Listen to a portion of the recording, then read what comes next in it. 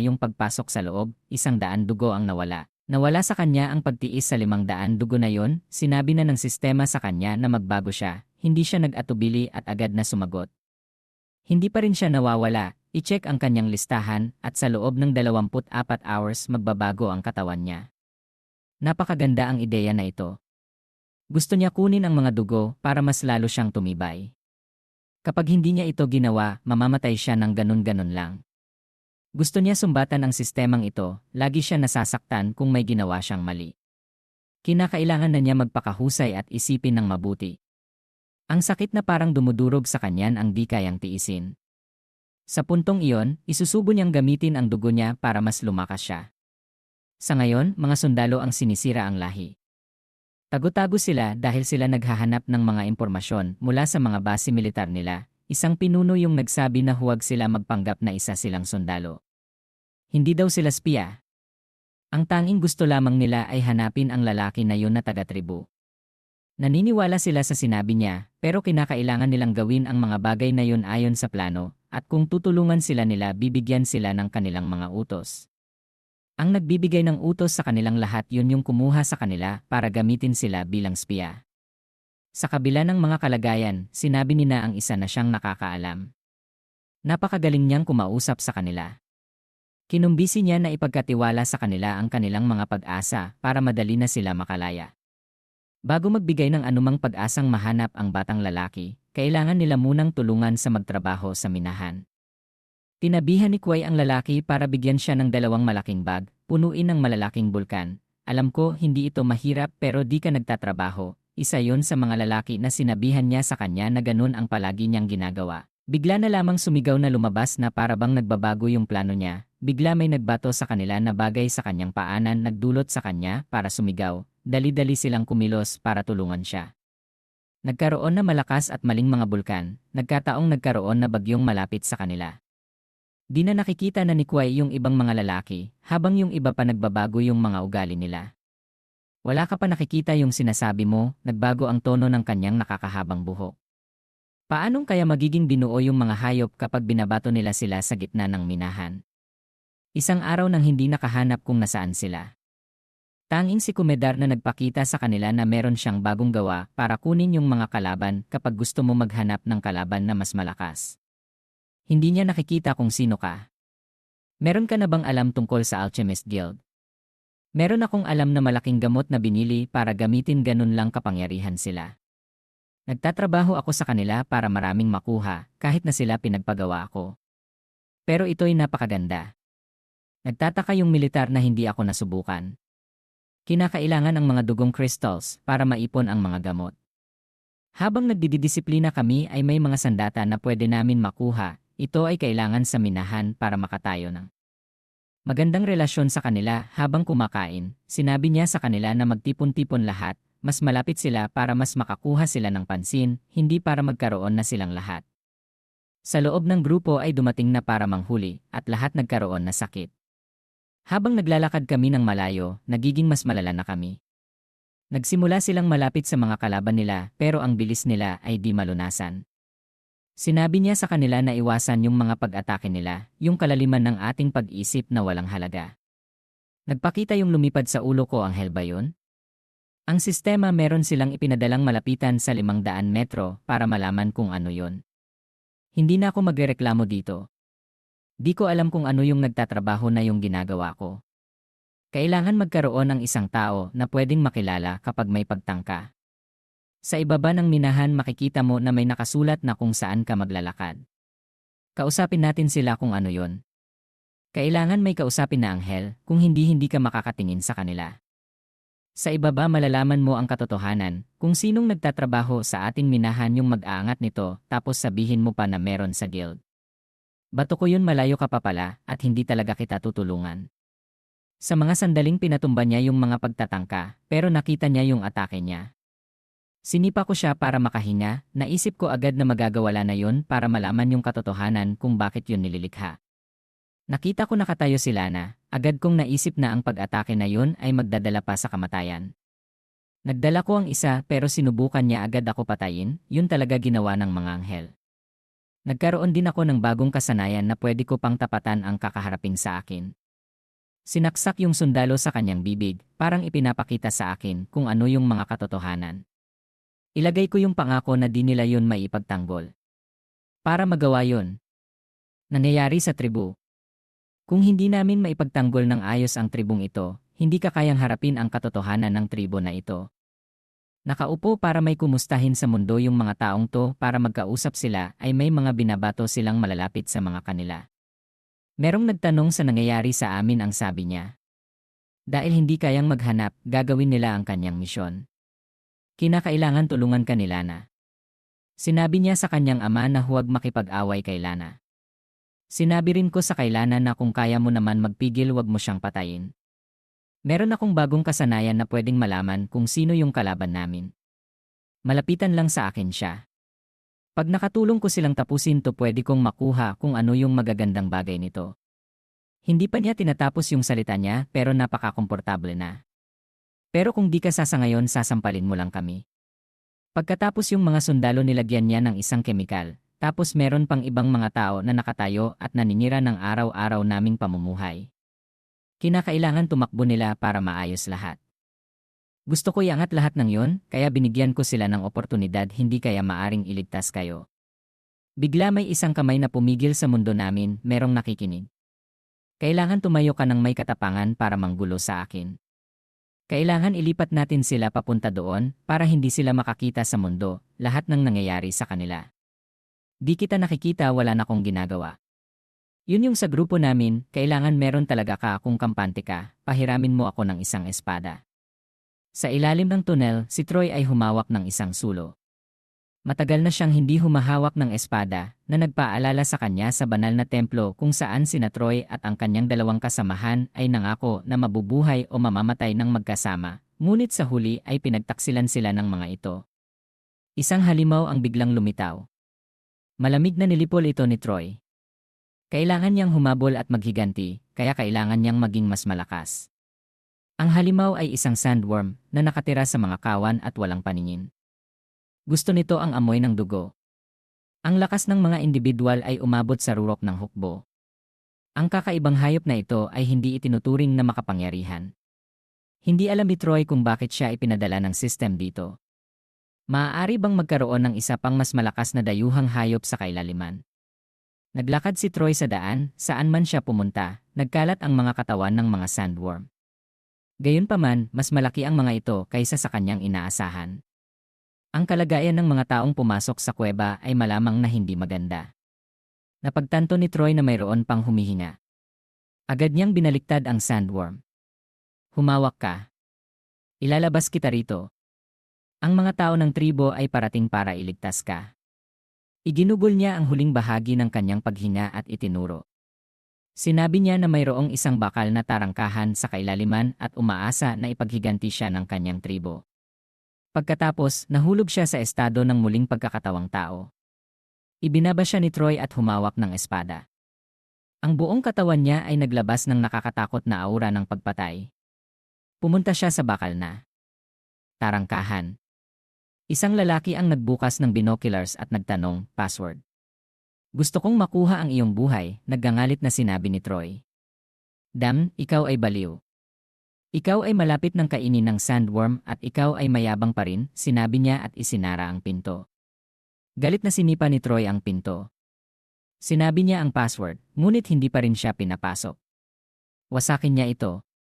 Patuloy na sumipa si Troy na naging sanhi upang magreklamo ang lalaki sa loob, nakabibingi. Paano masisira ng isang sipa ang ganito kakapal na bakal na pinto? Sa sandaling natapos ang mga salita niya, bumagsak ang pinto. Mayabang na pumasok si Troy. Binigyan niya siya ng isang pagkakataon, ngunit ginawa pa rin niya siyang magalit. Sa loob, mayroong isang mahabang pasilyo. Nagpahayag ang system, mayroong angkop na target sa unahan. Kumunot ang noo ni Troy. Tila ang pakay ng dayuhang hayop ay nasa loob din. Dumaan si Troy sa isang tumpok ng mga makina na ginamit upang magpalaki ng sandworm, ngunit walang ni isang anino. Wala ring amoy ng ligaw na dayuhang hayop. Sinabi ko na huwag gambalain kapag gumagawa ako ng mga eksperimento.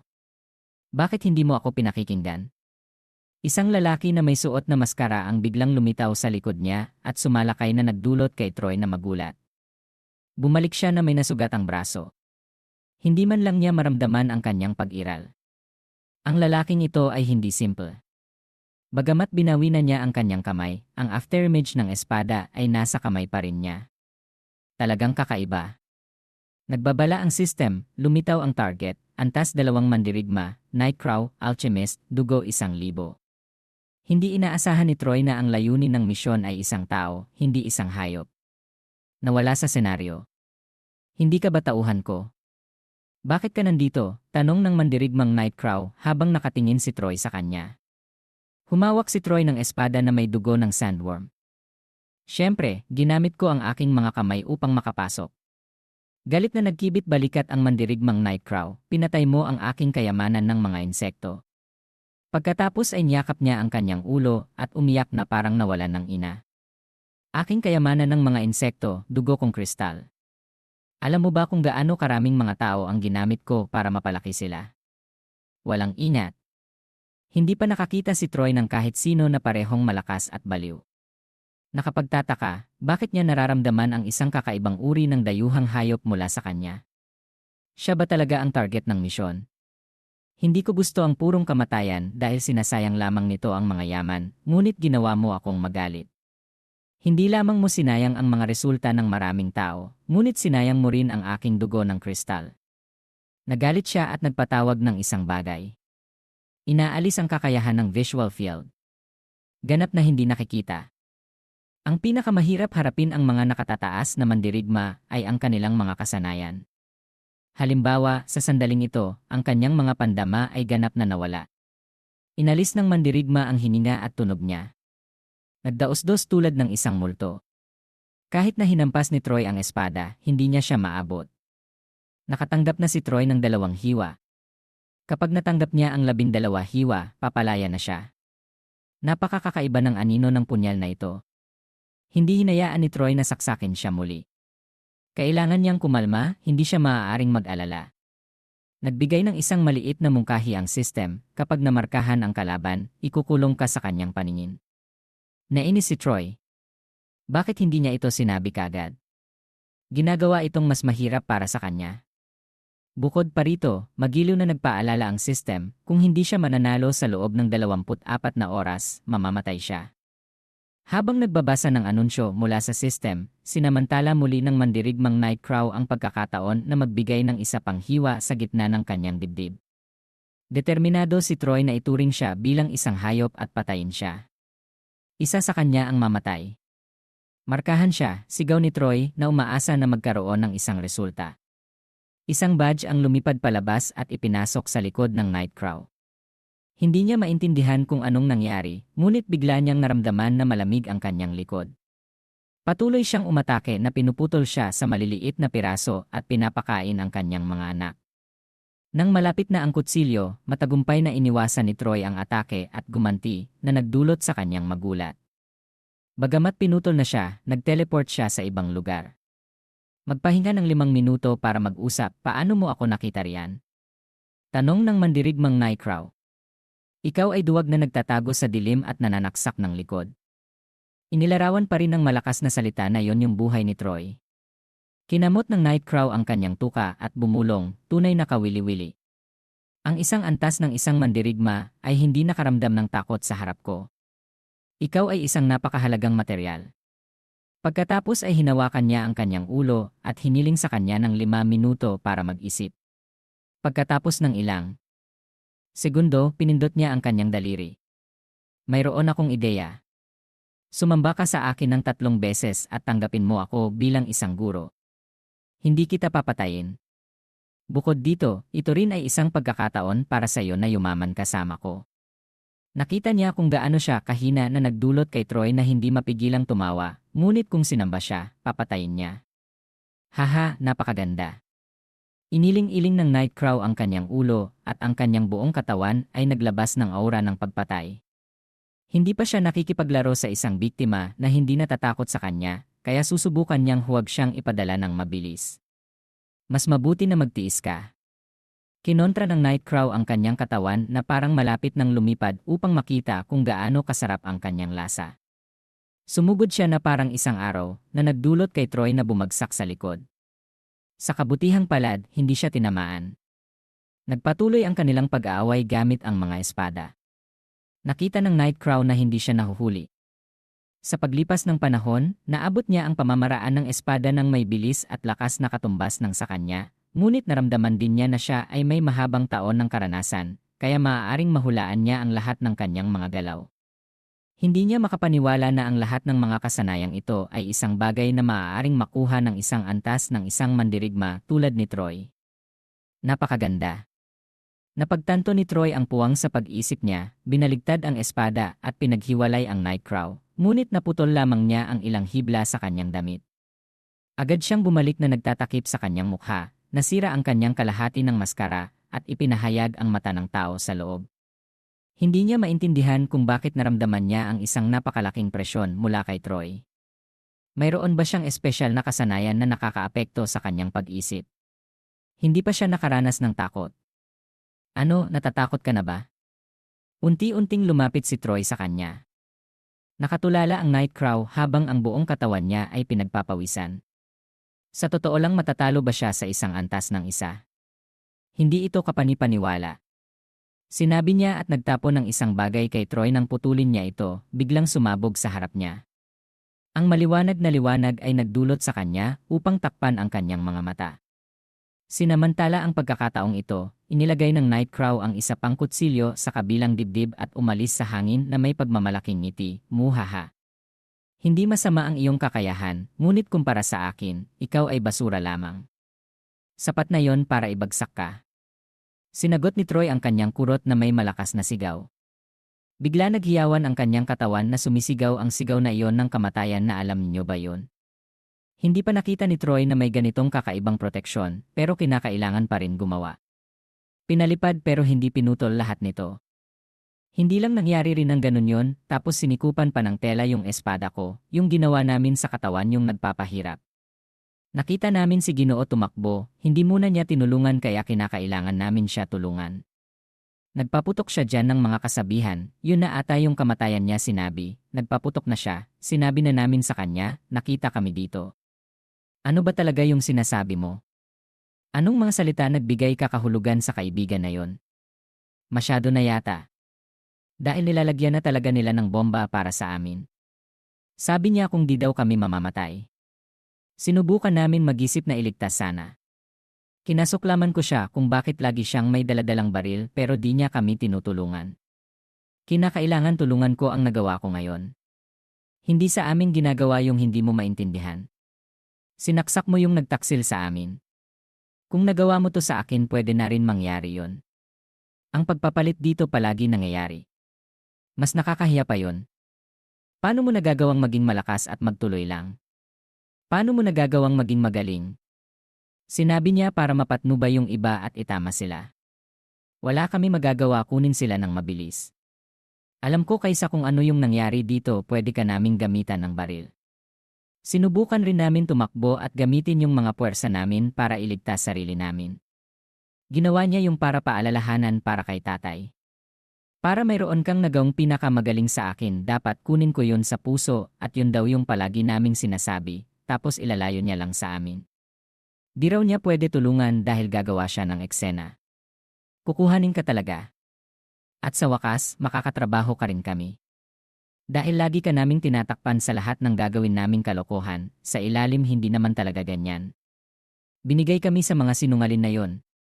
Kung tinakluban na kami dun magkakaroon kami ng malala. Ano ba sa kailan naman natin ginagawa yung mga gawain nila? Yun ba yung nangyayari? Sinabi ng kumuha na dapat daw magtulungan para maabutan sila ganun naman talaga kami lagi ginagawa. Talo naman kami.